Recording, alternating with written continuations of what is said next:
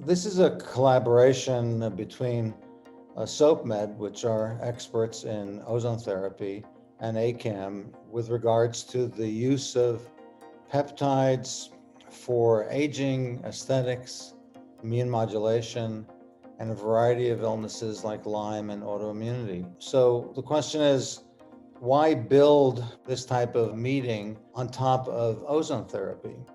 And why build it on top of the science behind NAD, the science behind methylene blue?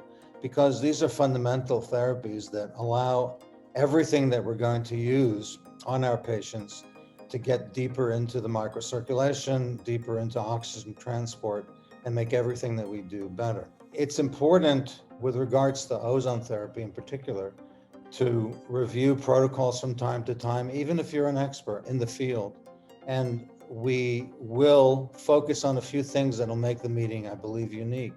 The entire weekend is designed to be interactive and to have many types of live demonstrations on patients. And we're going to provide everyone with protocols and with case reports and active Q&A and active discussions. So this will be an intimate type of a meeting with lots of Q&A and lots of interactions between everyone. At the end of the day, there'll be protocols for peptides and aging in a variety of disease states, as well as in facial, hair, and neck aesthetics. I will let Dr. Lexi Yu talk about the aesthetics, but I think this is a unique part of this particular meeting because she is such an outstanding educator, and so is Dr. Suzanne Turner and Kim Look on the ozone side and on the peptide side, respectively. We are all familiar with the concept of the linkage between aging and inflammation. I don't think I see any patients in my practice in San Francisco who don't need any optimization on their immune systems.